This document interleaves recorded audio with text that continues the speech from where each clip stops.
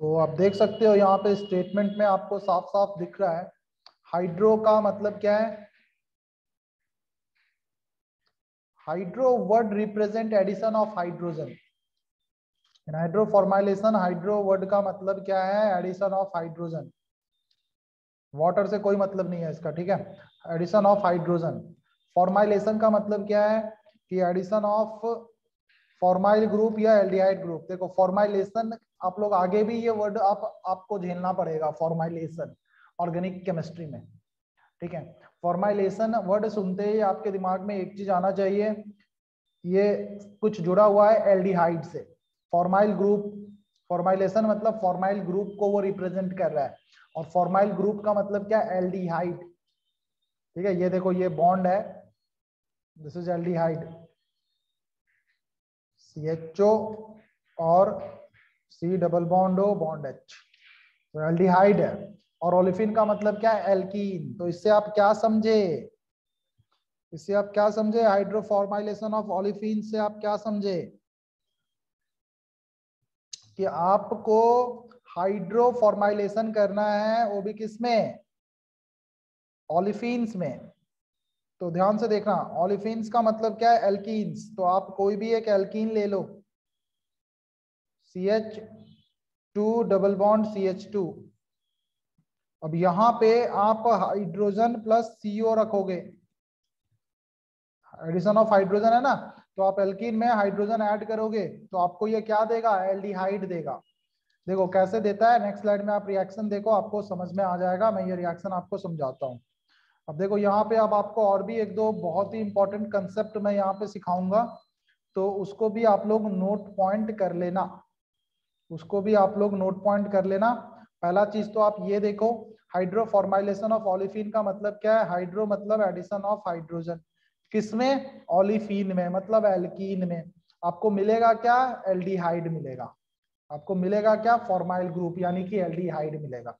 तो अब आप आ जाओ, H2 प्लस CO को क्या बोलते हैं हम, H2 प्लस CO को क्या बोलते थे हम, क्या बोलते थे, वाटर गैस। Water gas. देखो तो ये है, अकेला हाइड्रोजन नहीं करता है फॉर्माइलेशन ओलिफिन का, ठीक है ना। आपको यहाँ पे CO भी लेना पड़ेगा, यानी आपको वाटर गैस लेना पड़ेगा, ठीक है। वाटर गैस का आप रिएक्शन करवाते हो किसके साथ, एल्कीन के साथ। देखो अकेला हाइड्रोजन आप लोगे ना तो वो हाइड्रोजिनेशन कर देगा एल्कीन का। बहुत ही सिंपल है, आप दिमाग लगाओ ना, अप्लाई योर ब्रेन। अगर आप अकेला हाइड्रोजन लोगे तो वो हाइड्रोजिनेशन कर देगा, एल्कीन को एल्केन में बदलकर छोड़ देगा। बट यहाँ पे आपको हाइड्रोफॉर्माइलेशन करना है, मतलब आपको एल्डिहाइड चाहिए। अब दिमाग लगाओ, आपको क्या चाहिए, एल्डिहाइड चाहिए। तो आप हाइड्रोजन के साथ क्या लोगे, कार्बन मोनोऑक्साइड लोगे। तो जब आप हाइड्रोजन के साथ कार्बन मोनोऑक्साइड लेते हो और एल्किन के साथ रिएक्ट करवाते हो, तो बेसिकली होता क्या है, यहाँ पे देखना, ये जो हाइड्रोजन है ना, ये जो हाइड्रोजन है, ये हाइड्रोजन आपका यहाँ पे ऐड हो जाता है, और बचा क्या, ये हाइड्रोजन अगर यहाँ पे ऐड हो गया तो बचा क्या, बचा आपका एल्डिहाइड CHO। ये CHO ग्रुप आपके इस कार्बन पे ऐड हो जाता है। तो आपको प्रोडक्ट में मिलेगा क्या, आपको प्रोडक्ट में क्या मिलेगा, R CH2 bond CHO। Right, mute करो, ऐसे कैसे पढ़ते हो इतना हल्ला में। चलो, तो आपको मिलेगा क्या, RCH2CHO, करेक्ट है। तो ये आपको क्या मिल गया, एल्डिहाइड मिल गया। कंप्लीट है, बताओ, हाइड्रोफॉर्माइलेशन समझ गए, हाइड्रोफॉर्माइलेशन समझ गए।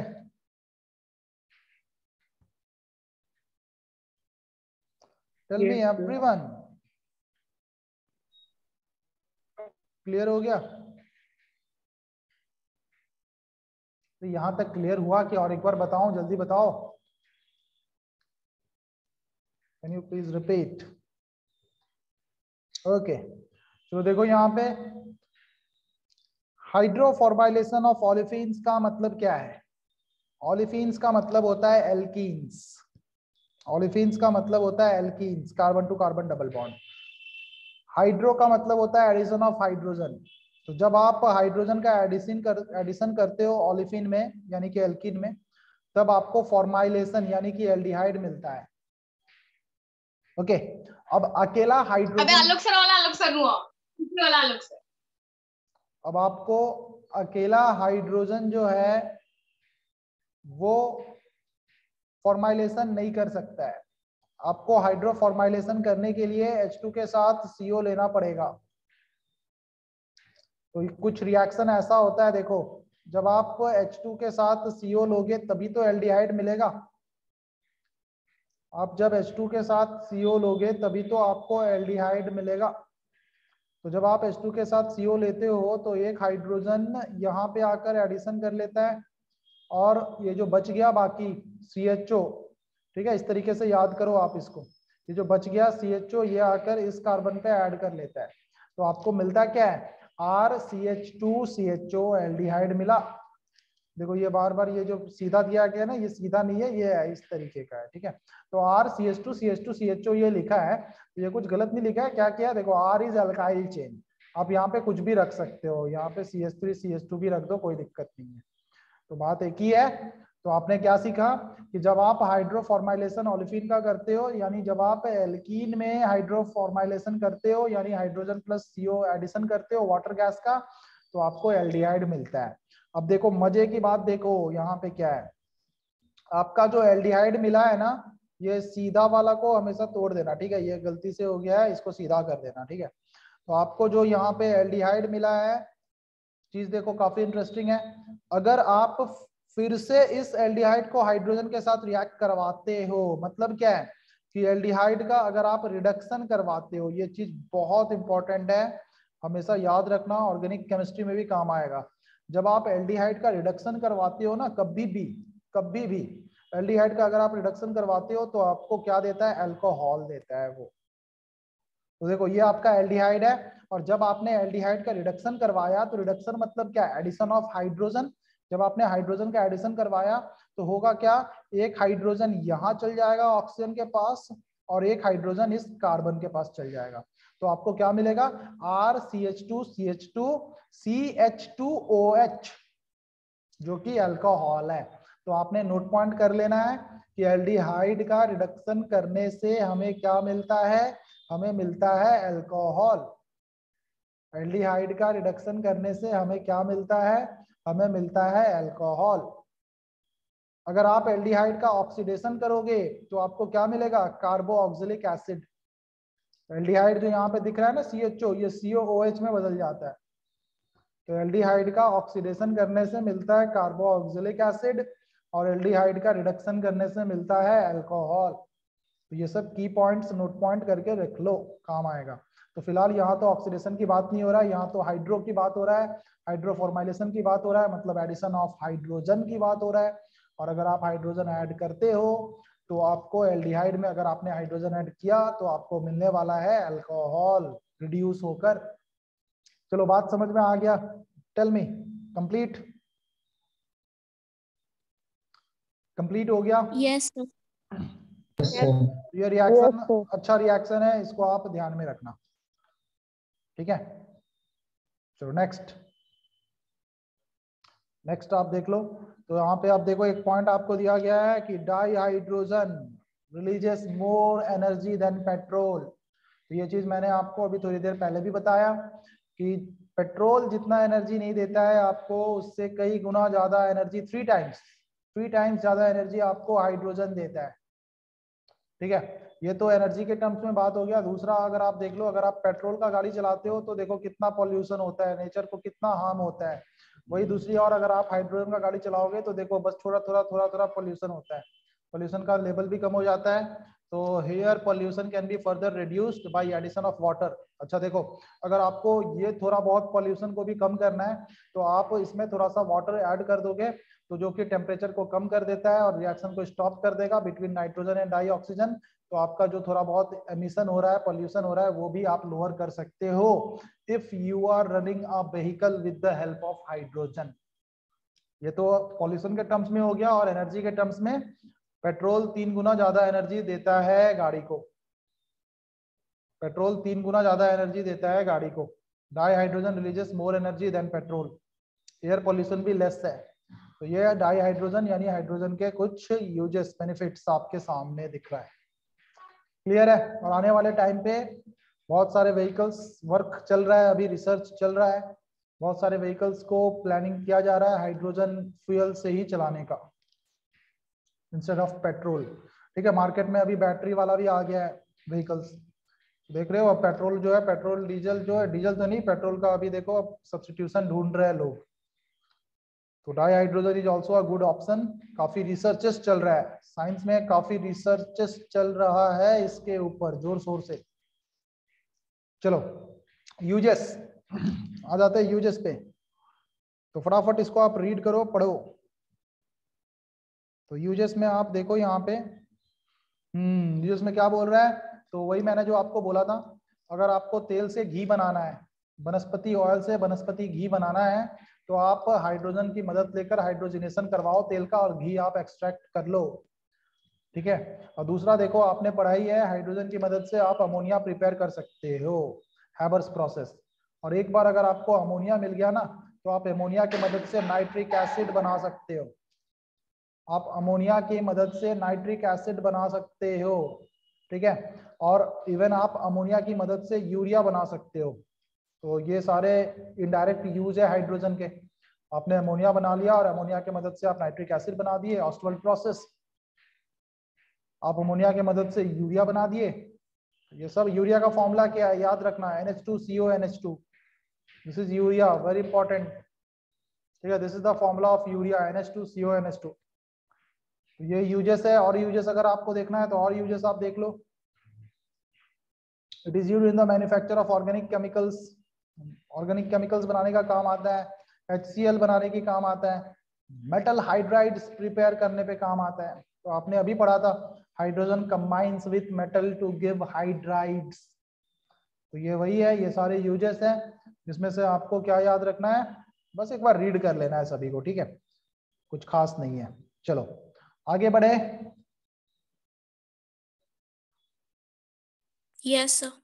चलो ठीक है, तो चलो फिर से थोड़ा सा स्पेस में घूम के आ जाओ। देखो ये स्पेस का डायग्राम है, ये स्पेस का डायग्राम है, इसका मुंडी गायब हो गया है, तो मुंडी थोड़ा सा बना दो आप लोग। चलो ठीक है, हेलमेट भी दे दो, नहीं तो बेचारा का मुंडी गायब हो जाएगा पूरा।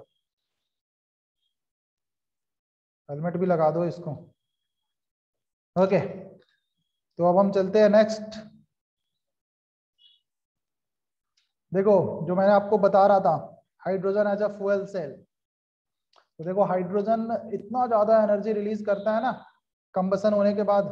जब आप हाइड्रोजन को ऑक्सीजन के साथ रिएक्ट करवाओगे ना, तो इतना ज्यादा एनर्जी वो रिलीज करता है कि वो रॉकेट को पुश कर देता है, रॉकेट को वो पुश कर देता है नीचे से। तो देखो लिक्विड हाइड्रोजन को आप मिक्स करते हो लिक्विड ऑक्सीजन के साथ, and it is used as a rocket fuel in space. तो one of the great use of hydrogen, it is used as a rocket fuel, जैसा कि मैंने आपको कहा था।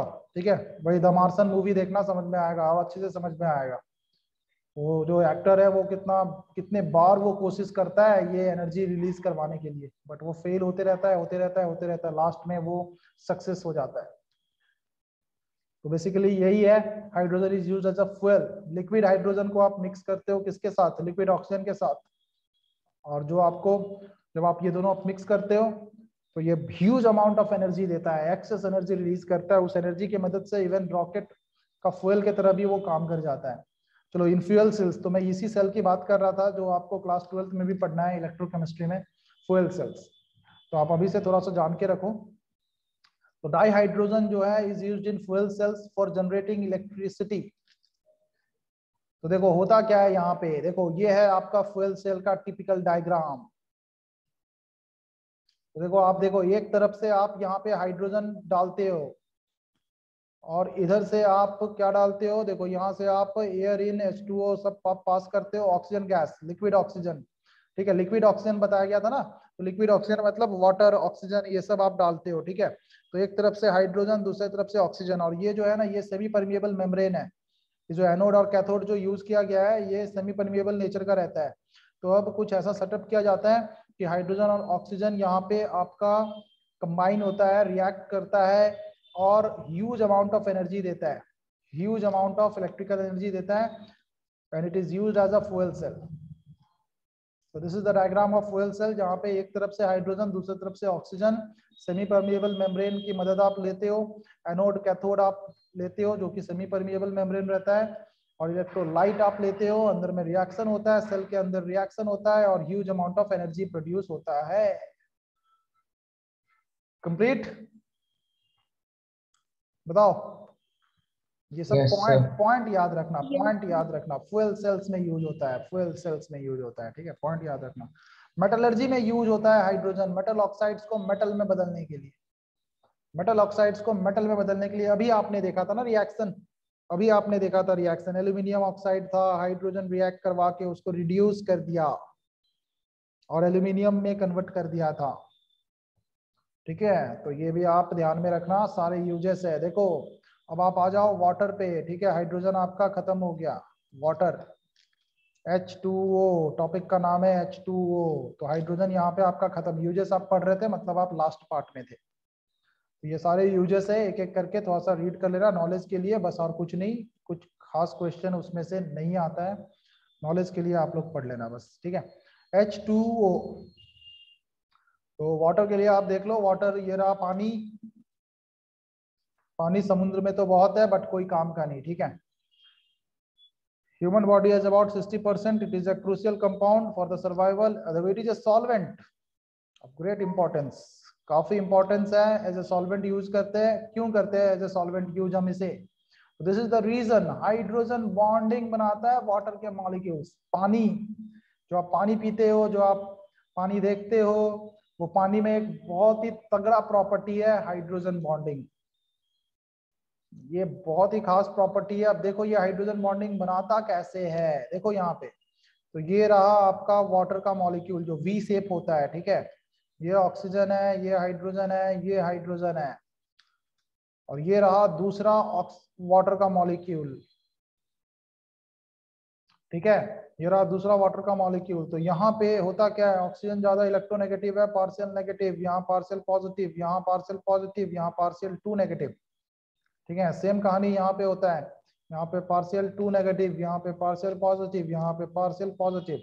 अब देखो ये माइनस प्लस के बीच में एक बॉन्ड बनता है, यानी एक वाटर का मॉलिक्यूल दूसरे वाटर के मॉलिक्यूल को जोड़कर रखता है ड्यू टू हाइड्रोजन बॉन्डिंग। यही है आपका हाइड्रोजन बॉन्डिंग, यही है आपका हाइड्रोजन बॉन्डिंग। तो ये जो हाइड्रोजन बॉन्डिंग है, ये देखो डायग्राम में मैंने आपको बस देखो, ये मैंने क्यों इस तरह से छोड़ दिया, क्योंकि यहाँ का जो पानी है वो भी हाइड्रोजन बॉन्डिंग से जुड़ा रहेगा, ये नीचे में जो पानी है वो भी हाइड्रोजन बॉन्डिंग से जुड़ा रहेगा, यहाँ भी पानी हाइड्रोजन बॉन्डिंग से जुड़ा रहेगा, यहाँ भी पानी हाइड्रोजन बॉन्डिंग से जुड़ा रहेगा। तो स्ट्रक्चर जो है, एक लेआउट बनाया गया है आपके सामने कि एक वाटर का मॉलिक्यूल दूसरे वाटर के मॉलिक्यूल के साथ हाइड्रोजन बॉन्डिंग से जुड़ा रहता है पानी में, और जिसके कारण इस पे ढेर सारे प्रॉपर्टीज आ जाते हैं। तो पानी जहां कहीं भी दिखे, अगर आपको आंसर नहीं पता है उस चीज का, आप आंख बंद करके मार सकते हो तुक्का हाइड्रोजन बॉन्डिंग, ठीक है, क्योंकि पानी का जो भी क्वेश्चन आता है ना, उसका आंसर कहीं ना कहीं हाइड्रोजन बॉन्डिंग ही रहता है। तो ये चीज आप ध्यान देना। और वाटर किस तरीके से हाइड्रोजन बॉन्डिंग दिखाता है वो आप देख सकते हो डायग्राम में। एक वाटर का मॉलिक्यूल दूसरे वाटर के मॉलिक्यूल से जुड़ा है एक बॉन्ड के मदद से, और वो बॉन्ड का नाम क्या है, यहाँ पे हाइड्रोजन बॉन्डिंग नाम है। और हाइड्रोजन बॉन्डिंग क्या है आप यहाँ पे देख लो, आपको केमिकल बॉन्डिंग में भी पढ़ाया गया होगा हाइड्रोजन बॉन्डिंग, ठीक है। स्ट्रक्चर आप लोग यहाँ से देख लो, ये एक वाटर का मॉलिक्यूल है, ये दूसरा, ये तीसरा, तीनों एक दूसरे से कैसे जुड़े हैं, हाइड्रोजन बॉन्डिंग से जुड़े हैं। अब देख लो यहाँ पे, मैंने अभी आपको कहा था ना हाइड्रोजन बॉन्डिंग, अगर आपको कोई क्वेश्चन पूछा जाए तो आंसर नहीं पता है, हाइड्रोजन बॉन्डिंग मार देना। तो देखो यही कारण है, मैंने किस लिए बोला था आपको। देखो, due to the presence of hydrogen bonding between its molecules, between water molecules, क्या होता क्या है, वाटर का फ्रीजिंग पॉइंट बढ़ जाता है, बॉइलिंग पॉइंट बढ़ जाता है, हीट ऑफ फ्यूजन बढ़ जाता है, हीट ऑफ वेपराइजेशन बढ़ जाता है, स्पेसिफिक हीट बढ़ जाता है, थर्मल कंडक्टिविटी बढ़ जाता है, सरफेस टेंशन बढ़ जाता है, डाइपोल मोमेंट और डाई इलेक्ट्रिक कांस्टेंट भी बढ़ जाता है। तो ये सब चीज हाई हाई हाई हो जाता है।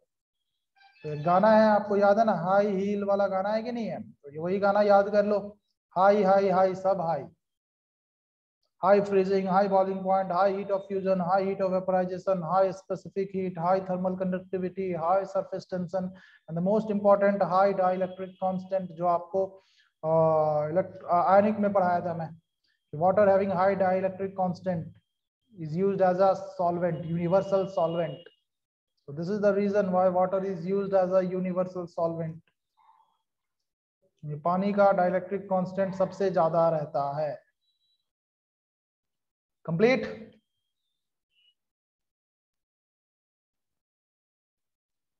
जल्दी बताओ। Yes sir. चलो कंप्लीट हो गया। देखो सबको इधर अटेंटिव रहो, ठीक है ना, क्योंकि स्लाइड चल रहा है, अटेंटिव रहोगे तो ज्यादा बेटर समझ में आएगा। चलो, यूनिवर्सल सॉल्वेंट वाटर को बोलते हैं। क्यों वाटर को यूनिवर्सल सॉल्वेंट बोलते हैं? तो पता ही है, अभी रीजन बताया था, क्योंकि इसका डाइलेक्ट्रिक कांस्टेंट काफी हाई होता है। तो जितने भी आयनिक कंपाउंड्स है, कोवलेंट कंपाउंड्स है, सारे के सारे पानी में घुल जाते हैं, यूनिवर्सल सॉल्वेंट है। Excellent solvent for transportation of ions and molecules required for plant and animal metabolism. One of the universal solvent है, जो कि इवन आपका ये आयनिक कंपाउंड्स, कोवलेंट कंपाउंड्स को तो घोल ही लेता है, साथ ही में ये प्लांट्स में, एनिमल्स में ट्रांसपोर्टेशन का भी काम करता है। सारे आयंस और मॉलिक्यूल्स, मिनरल्स को घोलकर आप तक वो पहुंचाता है। पानी ही है वो, ग्लूकोज घोल घोल के पीते हो आप, ठीक है ना। तो इट्स एन एक्सीलेंट सॉल्वेंट। आप मतलब आप खाना खाए, बिना खाना खाए आप 15 से 20 दिन तक जिंदा रह सकते हो, बट बिना पानी पिए आप 4 से 5 दिन तक कभी जिंदा नहीं रह सकते। तो वाटर इज वेरी एसेंशियल। चलो नेक्स्ट देखो, अब यहाँ पे ये इंपॉर्टेंट है, ठीक है। This is IMP। उससे पहले जो भी था बकवास था, मतलब बकवास मतलब पढ़ना था एक बार बस, ये सब बकवास है। चलो देखो, ये इंपॉर्टेंट है आपका, स्ट्रक्चर ऑफ वाटर। तो जैसे अभी बताया था, वी शेप, उल्टा वी शेप, हाँ उल्टा वी तो ऐसे होता है, इसको उल्टा कर देना, उल्टा बनाना वो ज्यादा बेटर है। अब देखो, ये ऑक्सीजन, ये हाइड्रोजन, ये हाइड्रोजन। अब ये क्वेश्चन कई बार आता है, वाटर में बॉन्ड एंगल कितना है? 104.5 डिग्री। वाटर में hydrogen to oxygen bond length कितना है? 95.7 पिकोमीटर। 95.7 पिकोमीटर। पिकोमीटर मतलब कितना? 10⁻⁻12 शायद ना, यही है ना? अरे हाँ Yes, कि ना? sir. हाँ देखो, तो देखो गैसियस स्टेट्स में water exist as a separate molecule. तो ये गैसियस स्टेट्स में है, ध्यान देना। गैसियस स्टेट्स में वाटर का बॉन्ड एंगल कितना है? 104.5, और बॉन्ड लेंथ कितना है ऑक्सीजन टू हाइड्रोजन? 95.7 पिकोमीटर। याद रख लेना, हाँ, remember it, remember it. 104 easy है याद रखना। देखो 100 के आसपास है, 100 से थोड़ा सा बढ़ाओ, देखो 100 से 4 बढ़ाओ, बॉन्ड एंगल मिल गया। 100 से 4 कम करो, बॉन्ड लेंथ मिल गया, हाँ कि ना? 4.5 बढ़ा रहे हो ना, 4.5 बढ़ा रहे हो, आपको क्या मिल जा रहा है? 100 है, 100 में 4.5 आप बढ़ा दो, आपको बॉन्ड एंगल मिल गया। 100 में 4.5 आप घटा दो तो 95.57, एक ही चीज है, आपको बॉन्ड लेंथ मिल गया। तो इजी है, हो जाएगा ना, याद हो जाएगा।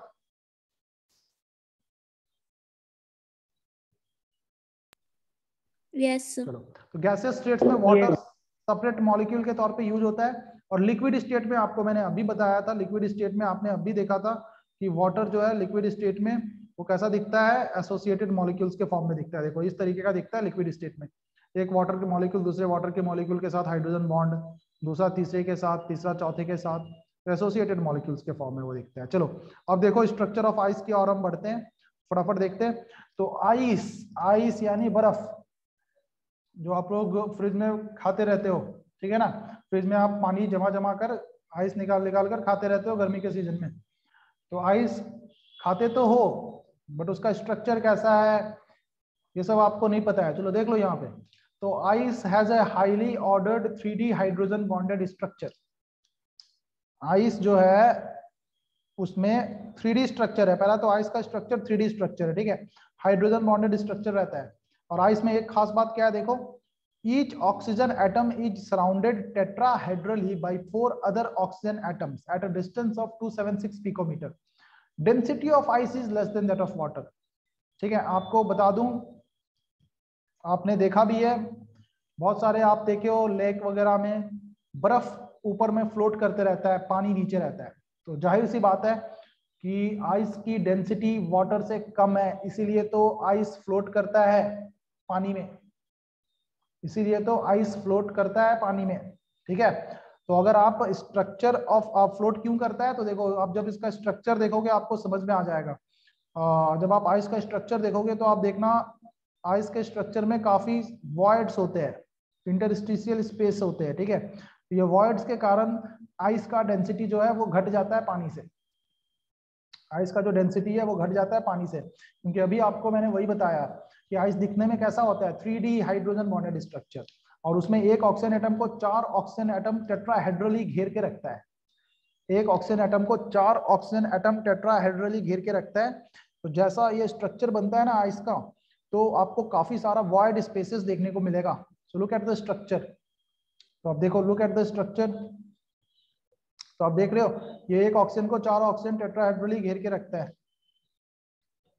तो आप देख सकते हो ये स्ट्रक्चर 3D स्ट्रक्चर है, मतलब यहाँ यहाँ राइट लेफ्ट ऊपर नीचे फ्रंट बैक फैला हुआ रहता है ऐसा स्ट्रक्चर। ठीक है, it's a 3D structure, hydrogen bonded structure. आप देख पा रहे हो यहाँ पे ये हाइड्रोजन बॉन्डेड है, ये एक वाटर है, ये दूसरा वाटर है, और हाइड्रोजन बॉन्ड से ये जुड़ा हुआ है। ठीक है, हाइड्रोजन बॉन्डेड स्ट्रक्चर है। 1 oxygen is surrounded tetrahedrally by 4 other oxygen atoms at a distance of 276 picometer। ठीक है, तो ये है आइस के बारे में। और देखो जब ये स्ट्रक्चर आइस का बनता है तो वैकेंट स्पेस बन जाता है, बहुत सारा वैकेंट स्पेस। देख लो ये वैकेंट स्पेस है, ये वैकेंट स्पेस है, ये वैकेंट स्पेस है, जिसके कारण आइस का डेंसिटी पानी से घट जाता है। और आइस का डेंसिटी अगर पानी से घट गया तो आइस हल्का है पानी से। कंप्लीट, आइस खत्म। चलो आ जाओ, प्लेनेट का शेयर थोड़ा कर लो। ये देखो ये प्लेनेट है आपके सब। तो ये बीच बीच में ऐसे एंटरटेनमेंट के लिए डायग्राम दिया गया है।